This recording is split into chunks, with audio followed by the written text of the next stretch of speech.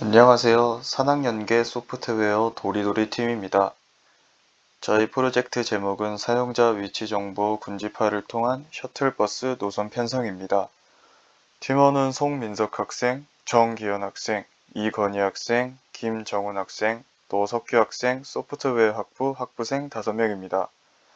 지도 교수님은 문승현 교수님이시고 협력 기업은 글로벌 제조 혁신 네트워크입니다.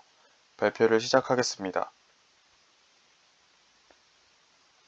다음은 발표의 목차입니다. 주제 소개, 기술 설명, 시스템 구조, 프로젝트 결과, 프로젝트의 개선 방안 순으로 설명하겠습니다. 우선 주제 설계입니다. 배경 및 필요성과 최종 목표 순으로 발표하겠습니다. 다음은 저희 프로젝트의 배경 및 필요성입니다. 통계청에서 조사한 통계 자료를 살펴보면 1시간 이상 통근 인구 비율이 꾸준히 증가하고 있음을 확인할 수 있습니다. 잡코리아와 인크루트에서 조사한 통계 자료를 살펴보면 긴 통근 시간과 잦은 환승 탓에 피로감을 느끼는 사람들이 많을 것을 확인할 수 있습니다. 이에 주거지와 출근지가 비슷한 사람들을 모아 셔틀버스 노선을 편성하여 제공한다면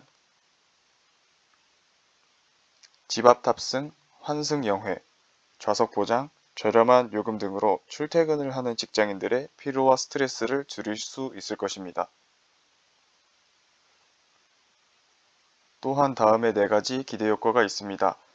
승객은 저렴한 요금으로 편리하게 출퇴근을 할 수 있고 운전기사는 새로운 일자리를 창출하고 가격 경쟁력을 통해 서비스의 질이 향상될 수 있습니다. 교통 대란을 해소하고 지옥철, 입석버스의 문제도 해결할 수 있을 것입니다. 서비스 이용자의 데이터를 분석하여 지역 간의 출퇴근 교통량을 파악할 수 있을 것이며 대중교통의 혼잡 문제 또한 해결할 수 있을 것입니다.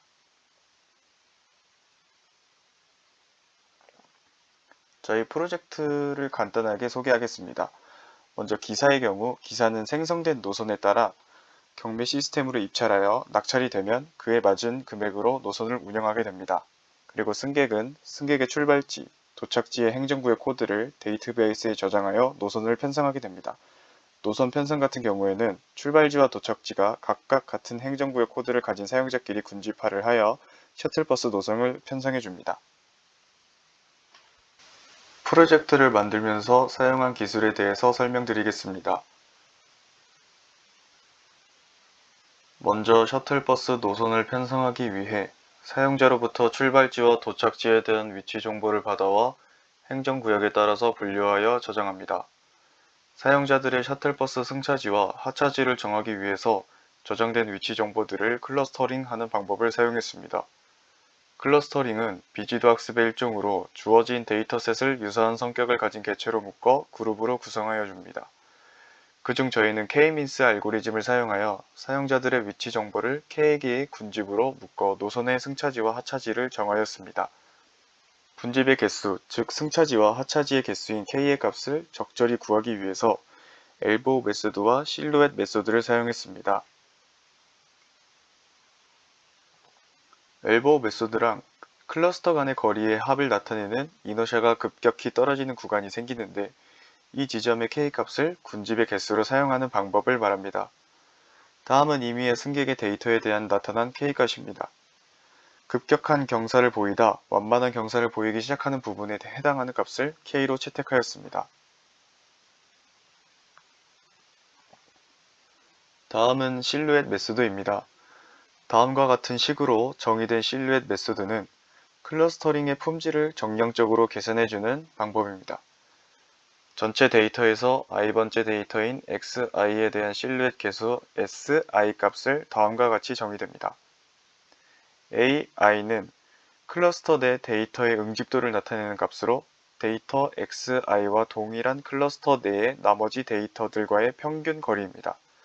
bi는 클러스터 간 분리도를 나타내는 값으로 데이터 xi와 가장 가까운 클러스터 내의 모든 데이터들과의 평균 거리입니다. 클러스터 개수가 최적화되어 있다면 bi의 값은 크고 ai의 값은 작아집니다. 따라서 si의 값이 1에 가까울수록 클러스터의 개수가 최적화되어 있다고 볼 수 있습니다. 다음은 임의의 승객 데이터에 대한 실루엣 분석 결과를 시각화한 것입니다. 저희는 이런 방법들을 사용하여 출발지와 도착지가 같은 행정구역에 위치하는 사용자들의 데이터베이스의 수가 일정 수준을 넘을 때 클러스터링하여 승차지와 하차지가 정해지도록 하였습니다. 다음은 시스템 구조입니다. 저희는 원하는 서비스를 웹사이트로 구현하기 위해 장고 프레임워크를 사용하였습니다.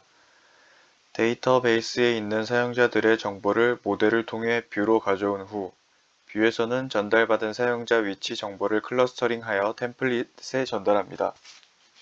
템플릿은 뷰에서 전달받은 값을 웹화면을 통해 보여줍니다. 다음은 전반적인 ERD입니다. 장고에서 제공하는 컨트립 어스 앱을 사용하여 회원가입 및 로그인에 사용하는 유저 테이블을 만들었습니다.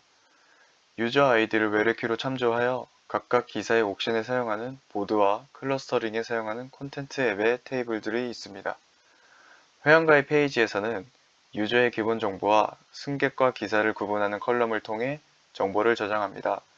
맵 페이지에서 위치 정보를 받아 콘텐트 테이블에 유저의 아이디와 출발지, 도착지의 위경도 정보, 출발지, 도착지의 행정구역 코드를 합친 시군구 코드, 운영 중인 노선인지 판단하는 서비스 컬럼으로 저장하게 됩니다.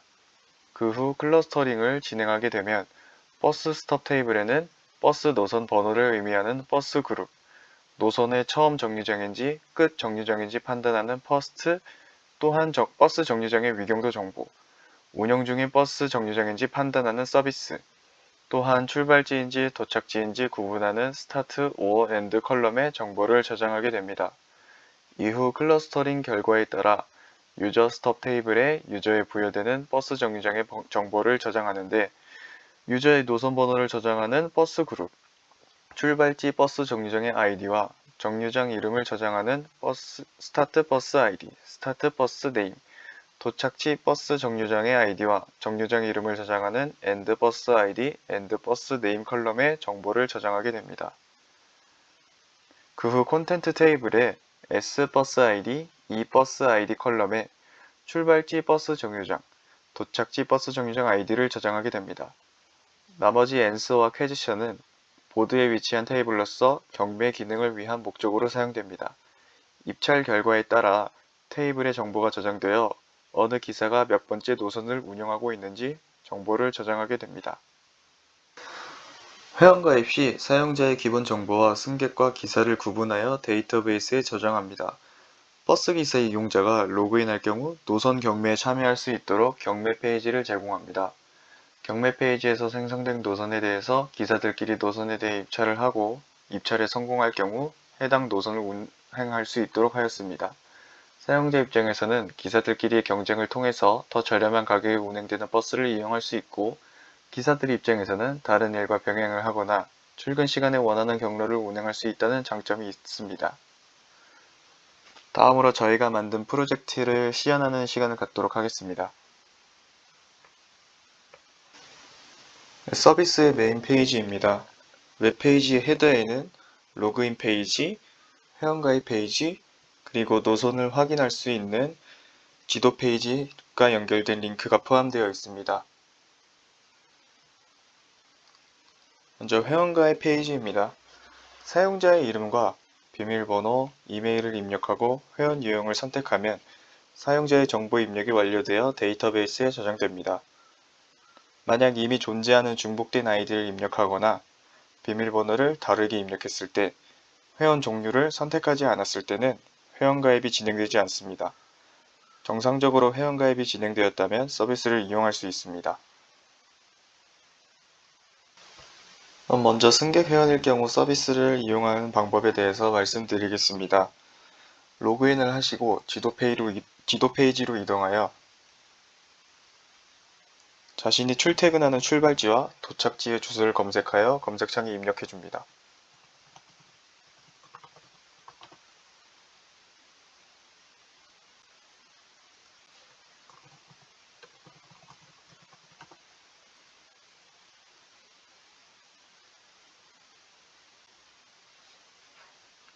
그런 다음 위치 저장 버튼을 클릭하면 입력한 출발지와 도착지의 정보가 데이터베이스에 저장됩니다. 출발지 입력함과 도착지 입력함 모두 주소를 입력하지 않는다면 위치 저장 버튼을 클릭했을 때 아무 일도 발생하지 않아 주의해줘야 됩니다. 그리고 처음으로 입력한 위치와 다른 지점을 다시 입력한다면 위치 정보가 수정됩니다. 시간이 지나 충분한 위치 데이터가 쌓였다면 클러스터링된 좌표를 바탕으로 새로운 버스 노선을 생성하고 해당 노선에 포함된 사용자들의 탑승지와 하차지를 지정하게 됩니다. 노선이 생성되었을 때 길찾기 버튼을 클릭하면 사용자가 입력한 주소와 버스를 탑승할 정류장, 하차할 정류장을 포함해 현재 로그인된 사용자의 맞춤 노선이 지도에 표시됩니다.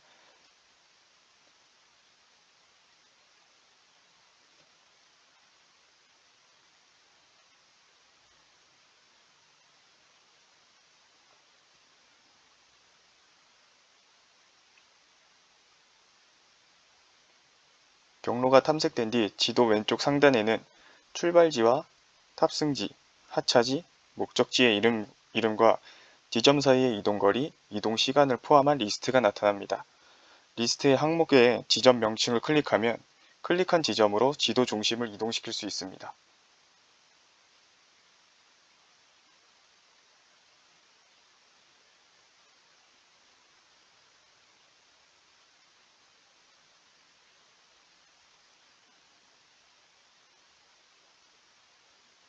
그리고 이동하는 동안 다른 승객들이 탑승하고 하차하는 정류장을 확인할 수 있습니다.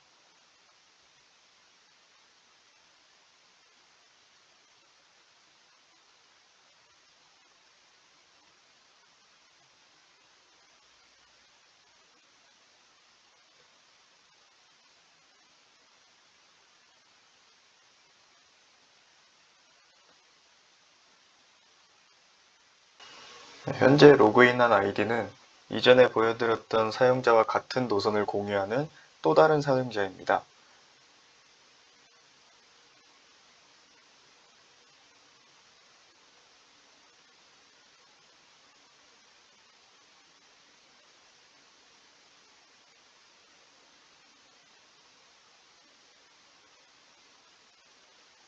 같은 버스 노선을 공유하지만 탑승지와 하차지가 다른 모습을 볼 수 있습니다. 같은 노선을 공유하는 또 다른 사용자의 노선입니다.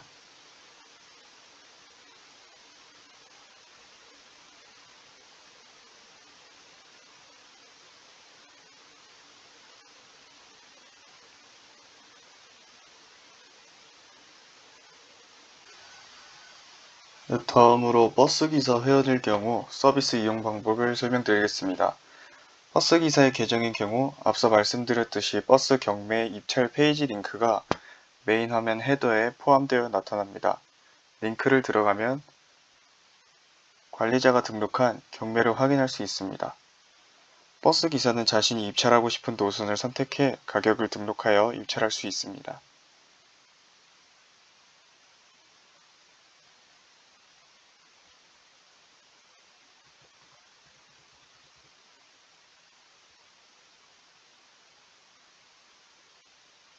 차후 경매가 완료되어 노선을 배정받았다면 지도 페이지에서 버스 노선을 확인할 수 있습니다.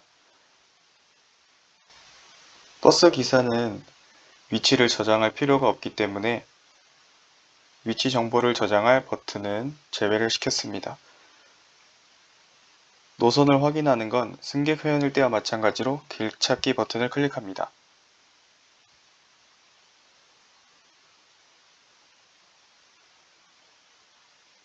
버튼을 클릭하면 경로에 대한 데이터를 가져온 후 지도에 표시되게 됩니다. 경로가 지도에 표시되면 승객이 노선을 확인할 때와 마찬가지로 버스 기사가 지나야 할 경유지와 출발지 리스트가 왼쪽 상단에 나타나고 이 리스트 안에서 지점을 클릭하면 지도의 중심을 움직일 수 있게 됩니다. 기사의 경우 모든 경유지를 지나야 하기 때문에 모든 지점이 리스트에 표시됩니다. 스크롤을 통해 리스트를 모두 확인할 수 있습니다.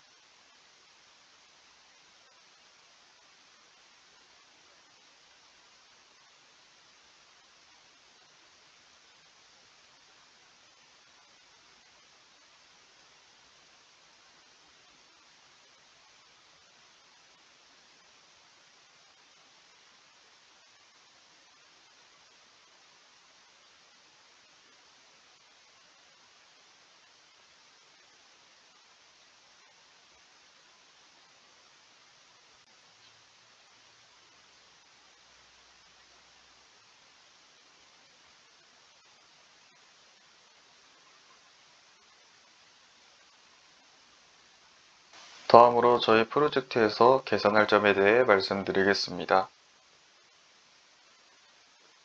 현재 저희 프로젝트는 입찰 게시글의 노선 사진은 운영자가 직접 올려줘야 하는 시스템적 한계가 존재합니다. 이 한계를 자동으로 노선 결과 사진을 가져와서 업로드하는 방식으로 개선한다면 조금 더 동적인 페이지로 바뀔 수 있을 것입니다. 그리고 현재 기사가 낙찰이 되면 결제할 수 있는 시스템이 구비되어 있지 않습니다. 그렇기에 결제 시스템을 연동하여 좀 더 서비스의 품질을 높일 수 있을 것입니다. 그리고 ORM 성능 개선을 통해 데이터를 가져오는 속도를 증가시켜서 조금 더 지도의 경로가 그려지는 속도를 향상시킬 수 있을 것입니다. 이상으로 발표를 마치겠습니다. 감사합니다.